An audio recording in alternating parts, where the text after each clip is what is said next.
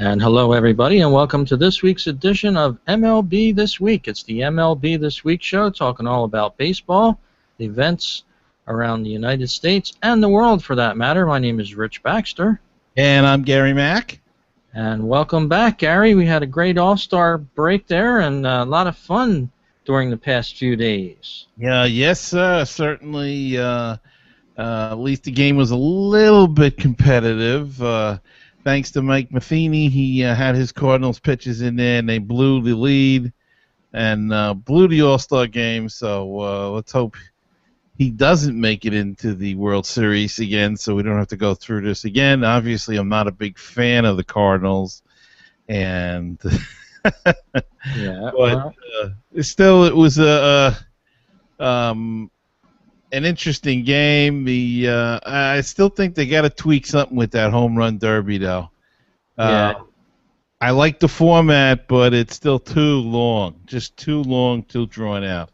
Yeah, and I must admit, I propped myself up on a pillow for about a half hour to watch that. Of course, it was a rain delay, so by the time the thing actually started, I was sound asleep, so I didn't see hardly any of it.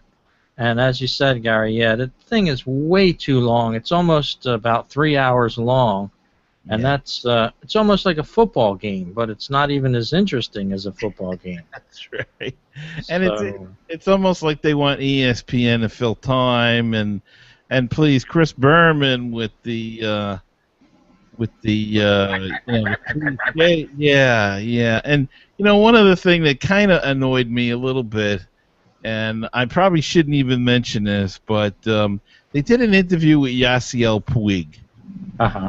And they had a Spanish-speaking, they have a bilingual reporter, and did the interview, but it just didn't play right there because, he asked a question in English, or told us the question in English, then he asked it in Spanish, got the answer back, then he had to give the answer again in English.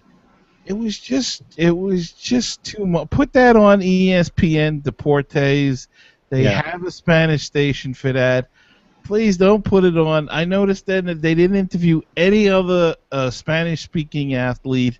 They interviewed others, but nothing like that. And, then they tried to build it up. Well, if people want to hear from Puig. But we didn't hear from Puig, really, because nobody understood him unless you spoke Spanish. So, just a minor criticism, and I don't want to offend anybody out there, but it was just not. It was long enough that I know they're trying to fill in between batters, but we just didn't need that. It was just, if he can't speak English, then have it on the Spanish station. We don't need to hear from Puig.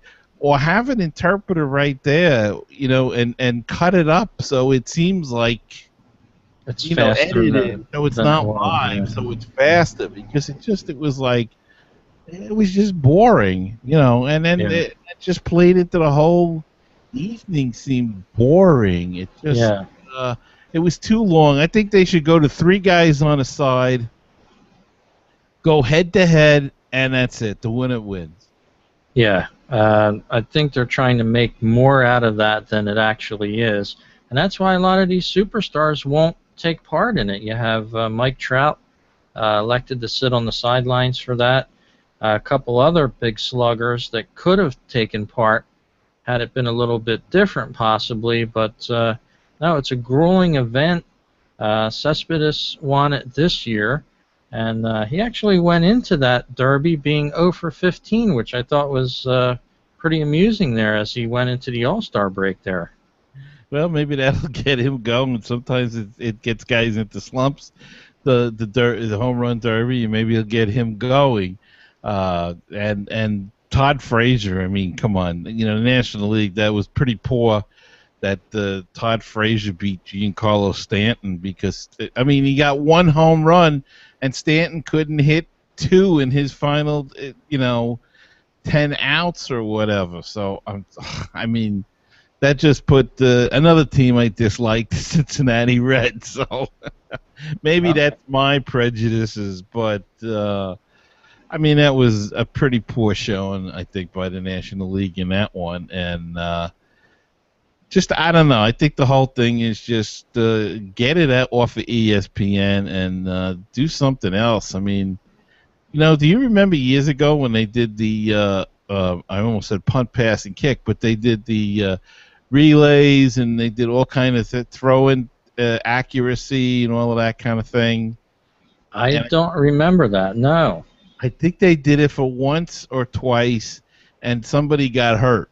They threw their arm out or something, a shoulder injury, trying to win the damn thing, and they ended it. So I don't know what the answer is. I know they're trying to make an event out of it, and I understand that, and it's for charity, and they get full houses from the people and everything, but they've got to come up. It's just too long. Yeah, and as you said, I mean, the ESPN coverage of it, I didn't care for that. You had Chris Berman and John Kruk announcing, and how much more of that can you take? I think they need to substitute Berman now. We've had enough of the back. Yeah, it's old now. Yes, very dusty. But we do have a live viewer tonight. He opted to send us a message, very excited about the game with the Cardinals and the Dodgers tonight. And that's going to be a great game. Clayton Kershaw going against the Cardinals tonight. And I think he has a debt to settle with the Cardinals manager, Mike Metheny, for not starting him in the All-Star game. Oh, yeah. I mean, somebody told me, well, if you look at the numbers, Wainwright's having a better year. Well, I don't know. I still go with Clayton Kershaw. Probably the best pitcher in all of baseball. I don't care what Wainwright's numbers are. I would have went with Kershaw. And look, he came in and what did he go? 1 inning, 2 innings, 1, 2, 3, and they couldn't touch him. So and actually Wainwright got hit around pretty hard. I was kind of doubtful whether he was going to get out of that first inning there for a while. A little painful to watch. Baseball gods probably upset that he got the start there.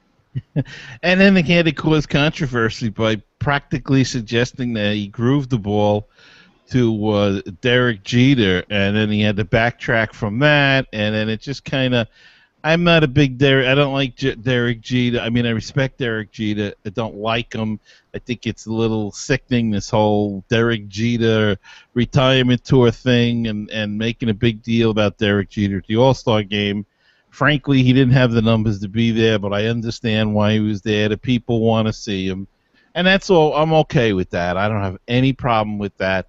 I guess but this guy get involved, and again, maybe because he's a Cardinal.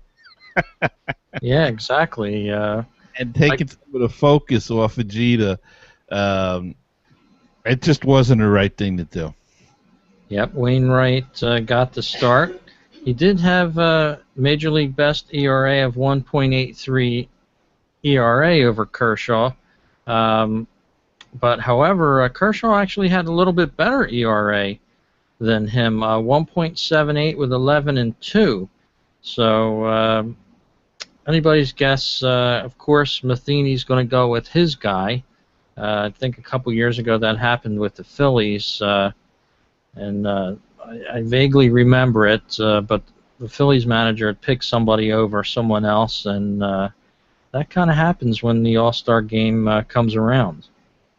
Well, and then again, who was the guy, the relief pitcher that he brought in? That I can't use me as a barometer, but I never heard of the guy, Pez or something or other, and he was absolutely awful. He lost the game, or gave up the go-ahead run at the time, and another Cardinal. So I like to blame the Cardinals, and let's blame Metheny, because I think all the runs were given up by Cardinal pitchers. So. Thank you, St. Louis, for blowing the All-Star game and making whatever National League team, and I hope it's not you, play on the road in the World Series.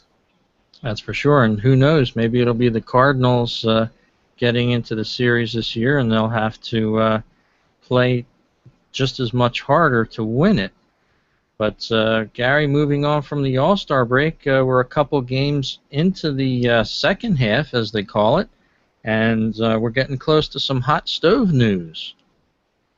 Yes, we are. In fact, we had our first trade of the season as the Los Angeles Angels, who are serious about going after those Oakland A's, and they're closing in fast. They continued their bullpen makeover when they reached an agreement with the San Diego Padres to get their closer, Houston Street, from the Padres in a 6-player trade. A bunch of minor leaguers and a couple of California, or Los Angeles, I should say, Angels top prospects now going to the San Diego Padres for closer Houston Street. Yeah, they struck first, so to speak. A lot of other teams being mentioned in the hunt for starting pitching. The Yankees, the Red Sox, a couple of other teams actively looking for some starting pitching. So we'll have to see who ends up where.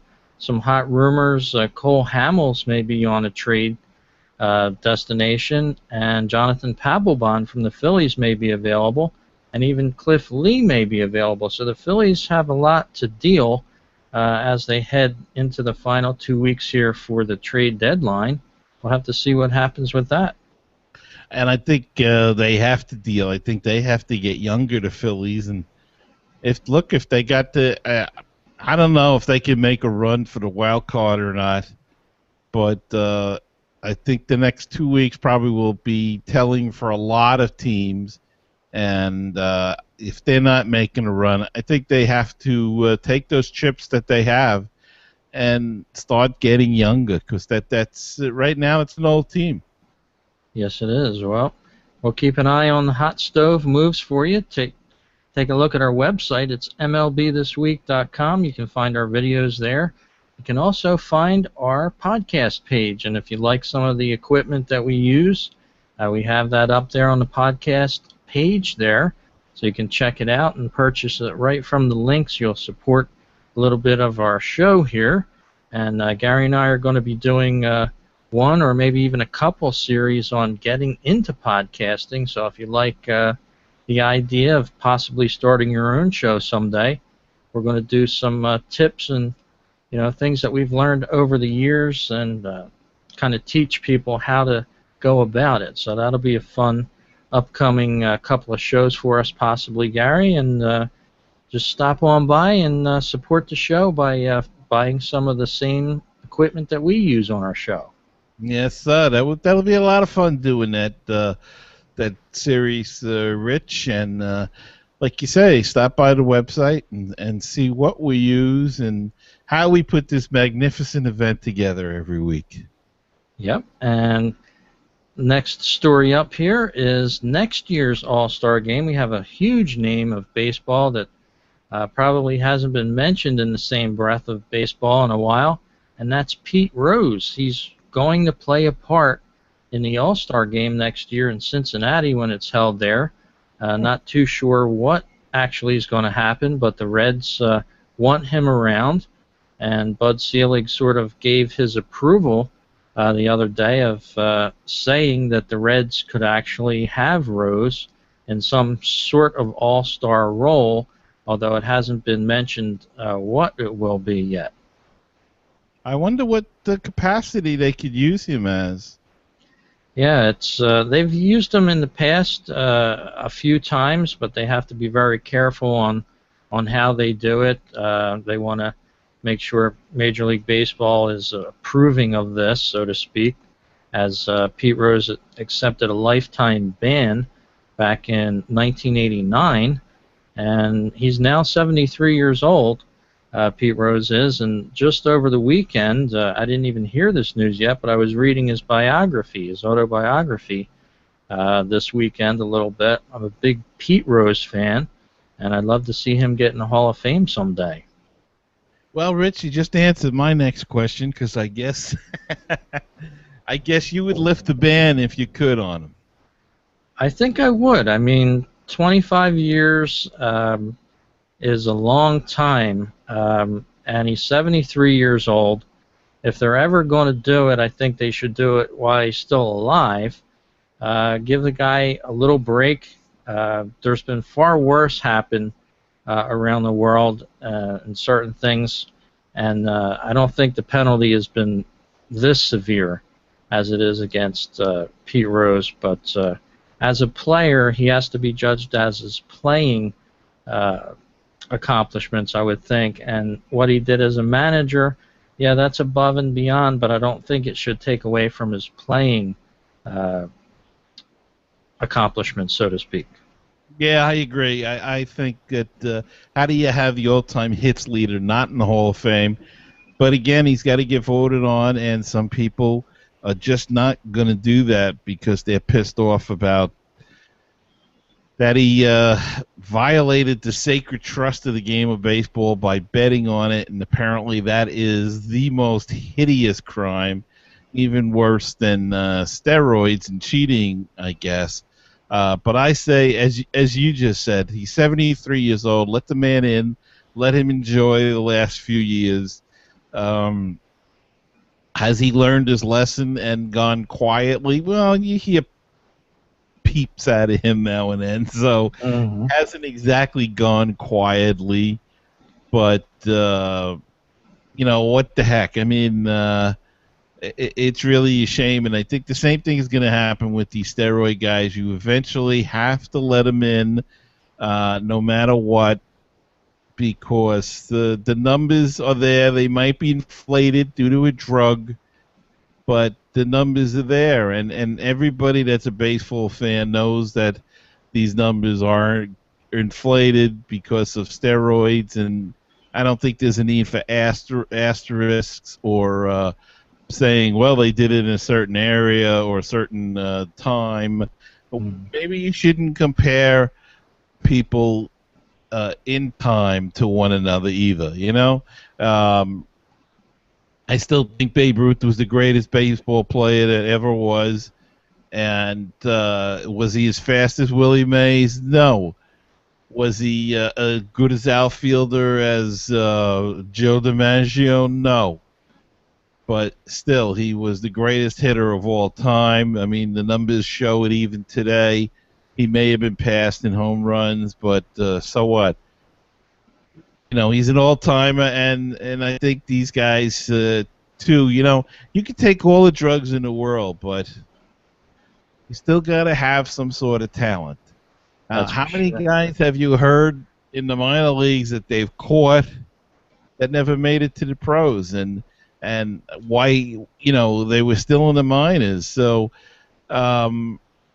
I just don't, and struggling, I might add. So I just don't think it adds to anything. It does. It helps you recover quicker. It makes you stronger. I get all of that, but you still have to have the hand-eye coordination and the ability to hit the ball. If you don't, it's not going to make you a superstar. Yeah, and it seemed like Major League Baseball did have a clue that something strange was going on back there in the Mark McGwire, Sammy Sosa days when they were smacking 70 home runs in a season. It wasn't a juiced baseball. It wasn't a corked bat. So somebody in baseball, and many people, had to know that something was going on in baseball more than met the eye, and it sort of was to the plus for baseball for that to happen. It got a lot of attention, brought a lot of fans back after the strike.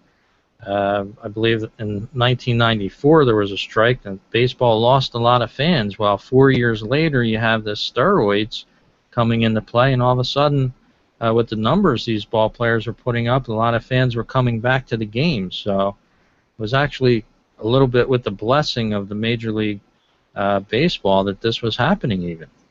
Sure, they knew what was going on. They looked the other way because, as you say, the numbers were big. The people were coming back because they liked the home run. They remember the whole marketing campaign, even with Greg Maddux and Tom Glavine and all. Chicks dig the long ball. Remember that? Yeah. So, you know, they exploited it. And hey, you know, that's what a business does. People forget this is still, yes, it's a sport, but it's a business, and these owners are businessmen, and they're there to make money. It just gets me in this town here where I live, New York, where people they hate the Will Ponds. They're cheap. They don't want to spend the money. They don't want to give us anything. Blah blah blah. Of course, you don't think they want to win. I mean, if they win, it's more revenue. Mm-hmm. They're not. I don't think they're doing this on purpose. Maybe they don't have the money to spend because of the whole financial this thing that they went through. I mean, that's a possibility. But they want to win. They have to want to win, or else they'd be pretty stupid businessmen. Yeah, and that's what makes a winning ball club. Makes more money, of course, a winning team. We'll have to see what happens, especially in New York, of course. The Mets and the Yankees sort of not doing as good as they could be doing lately, and we'll have to see if that changes around. Yeah, well, we hope for the best and keep rooting for our teams. But, Rich, you had a story about the Atlanta Braves, and they made a move already. Yeah, big surprise for me. I've always been a fan of this player, but Dan Uggla being released from the Atlanta Braves outright. Uggla, who had struggled here and there with the Braves, finally the Braves threw in the towel, and nearly $19 million that they owe Uggla. Of course, Uggla signing a big deal worth $62 million prior to the 2011 season, and at that point, what they call the wins above replacement player was pretty high, but now he's for some odd reason he's just lost all of his talents. His batting average was under 200 at 175, and last year he did rebound a little bit. He did hit 22 homers, but the Braves simply could not hang in there with Uggla anymore, and they gave him his walking papers, and they still owe him $19 million as well. Wow. A lot of money, and he came with the reputation of a home run hitter and not a very good fielder at all. And funny thing about it is he never really tried to make himself into a better fielder, as far as I could tell. Some guys do and some guys don't. And I guess he figured he was getting paid for hitting, but when that deserts you, boy, he had nothing left to fall back on at all. And I know they were trying to get rid of him, and they couldn't. Nobody was no takers. Now I wonder if there'll be some takers, because there's some teams looking for second baseman, and maybe a change of scenery will help them. Yeah, it seems like the Braves didn't even bother to put him on waivers and just outright released him. Of course, he was suspended a couple days ago for showing up late, rather, by the Braves, and I guess it was a situation where maybe he didn't want to be with the Braves anymore for some odd reason. But Uggla was an all-star player. He was somebody that was very, very good, and it's just very strange to see a player sort of slip away like this. Well, maybe he'll go to Japan if there's no takers here, or Korea. There's a big market there now. South Korea, a lot of big baseball going on there. So, it's starting to turn into a global game. So there's going to be other areas for these guys to play, and he'll probably he's making decent money now. I mean, he's got to get paid. So anything he makes this year is gravy. Absolutely, we'll have to keep an eye on Dan Uggla and where he ends up. A few injuries around the league. Actually, this afternoon, Yasiel Puig showing up, got hit in the hand with a baseball. Not sure how long he'll be out on this, if he'll miss any games. And also, Troy Tulowitzki pulled up lame with a hamstring. He says it's nothing serious, though. So a couple of injuries to some big players as we start back into the second half here, Gary. Yeah, that never fails. And, of course, if you missed our previous show, there was some injuries going into the All-Star break with Yadier Molina with some torn ligaments in his thumb or in his hand area, and Brandon Phillips of Cincinnati getting, I believe it was his left thumb that he tore some ligaments in. So a couple of teams in a pennant race, and they lost key players, and doesn't seem to affect the Cardinals though, as they are in a tie now, I guess, or close to a tie, or right up there with the Milwaukee Brewers, who had that big lead and have blown it, really.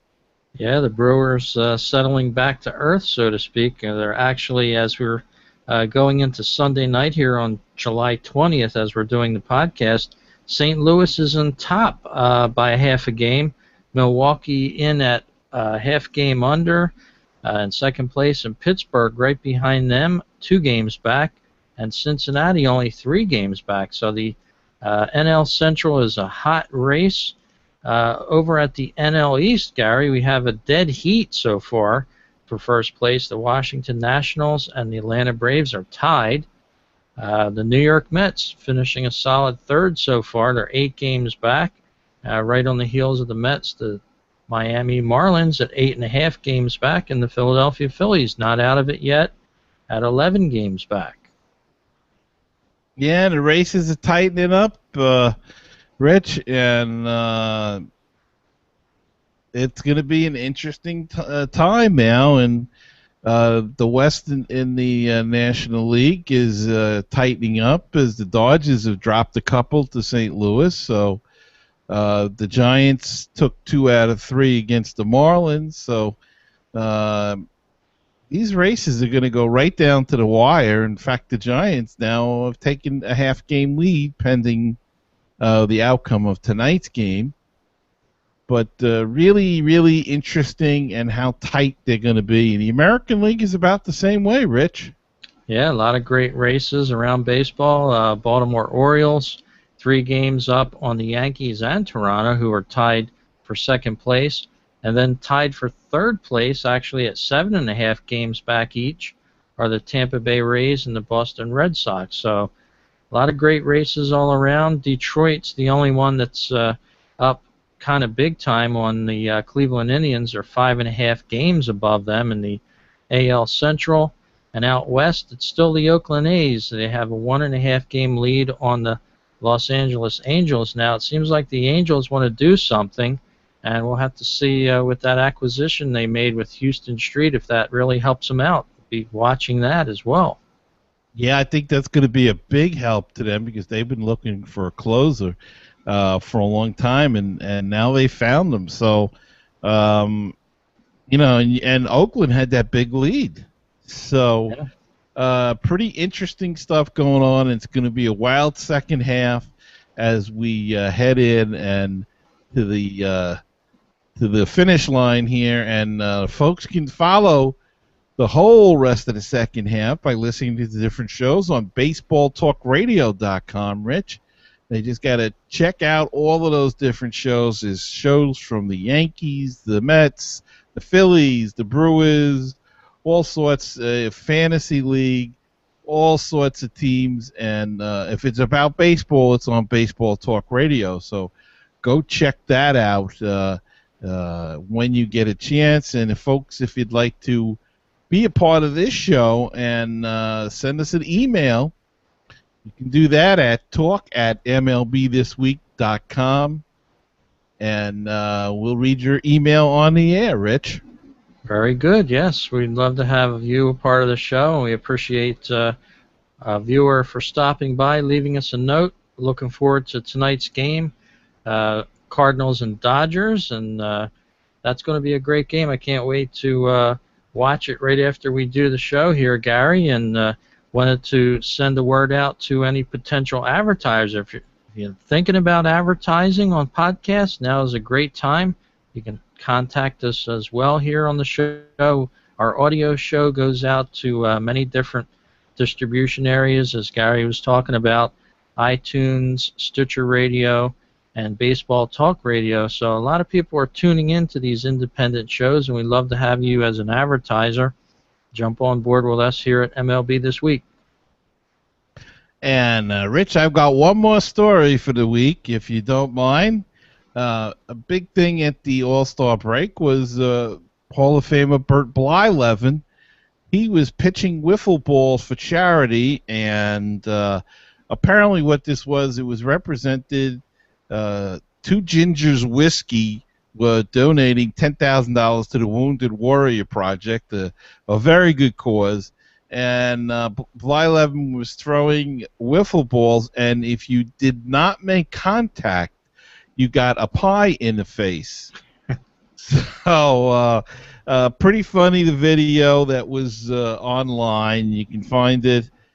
And we're showing a picture here of Bert Blyleven, who got pied himself. So, but it was a good time, it seemed like, for charity, and it was sponsored by Two Gingers Whiskey, and they donated up to $10,000 to the Wounded Warrior Project, which is a very good cause, and it's doing a lot of good for these veterans that are coming back, the wounded vets, and something the government should be doing but is failing to do, but that's another show.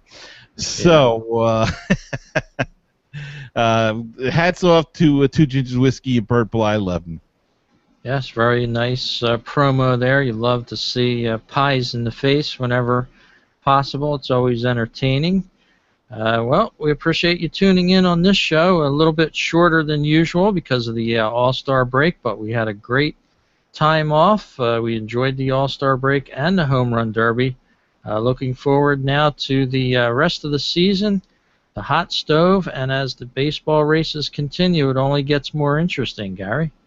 Yes, it certainly does, Rich, and we'll be here to hopefully bring it all to you. Yes, indeed. Well, thanks very much for listening to this edition of MLB This Week. As we said, join in on the fun. Tune in on the broadcast. You can find our show on YouTube or just go to our website, mlbthisweek.com. We'd be glad to have you stop by there.